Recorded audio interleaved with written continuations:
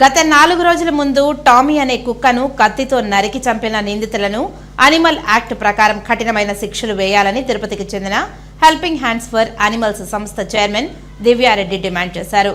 లేని పక్షంలో తీవ్ర స్థాయిలో దీనిపై పోరాటాలు చేస్తామని ఆమె హెచ్చరించారు.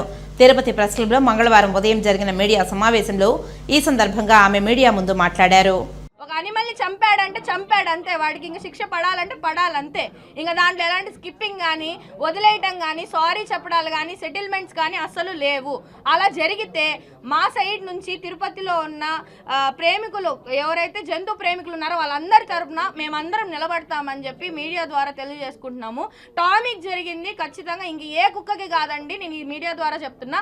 ఇంకొకసారి మాకు తెలిసి ఎవరైనా జంతువుల్ని కొట్టడం కానీ వాంటెడ్గా చంపేయడం కానీ అన్నంలో విషం పెట్టడం కానీ జరిగితే ఈసారి అయితే నార్మల్గా ఇలా మాట్లాడటం కూడా ఉండదు. డైరెక్ట్గా వాళ్ళని అనిమల్ క్రూల్ యాక్ట్ ప్రకారంగా ఏం చేయాలో ఆ చర్చలు అయితే మేము తీసుకుంటామని చెప్పి మీకు తెలియజేస్తున్నాను. పిల్లల్ని బెదిరించి పిల్లల మీద చెయ్యి ఎత్తి అదే కత్తి వాళ్ళ మీద ఎత్తారండి.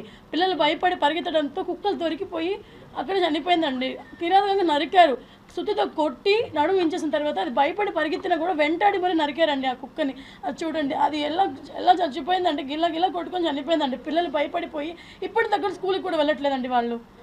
నేను ఇది ఏమని స్టేషన్లో ఈస్ట్కి వెళ్ళి కంప్లైంట్ పెడితే వాళ్ళు సెటిల్మెంట్ పిలుస్తున్నారండి. రండి సెటిల్ చేస్తాము, మీకు ఎంత డబ్బు కావాలని చెప్పండి మేము తీసిస్తాము, కేసు పెట్టకండి అని వాళ్ళు మాకు కాంప్రమైజ్ పిలుస్తారండి. అతనికి శిక్ష పడాలండి. ఇంత దారుణంగా నరికిన వాడు రేపు నా బిడ్డలను చంపడానికి గ్యారంటీ ఏంటండి? నాకు ఇప్పుడు భయంగా ఉంది. పిల్లల్ని స్కూల్కి పంపాలంటే భయంగా ఉంది. స్కూల్కి వెళ్తారు, ఒంటరిగా వెళ్తారు, తిరిగి వచ్చేటప్పుడు వాళ్ళు తిరిగి సేఫ్గా ఇంటికి వస్తారా? ఈ పగ పెట్టుకొని పిల్లల్ని ఏమైనా చేస్తే నేను ఏమైపోవాలండి? ఆ పిల్లల్ని చూడండి ఒకసారి. వాళ్ళు భయపడిపోయి ఇప్పటికి కూడా బయటకు రావడానికి భయపడుతున్నారండి. వాళ్ళు కుక్కని అంత కిందకు నరికిన వాడు రేపు నా బిడ్డలు ఏమైనా చెయ్యడా? చేస్తే నేనేం చేయాలి?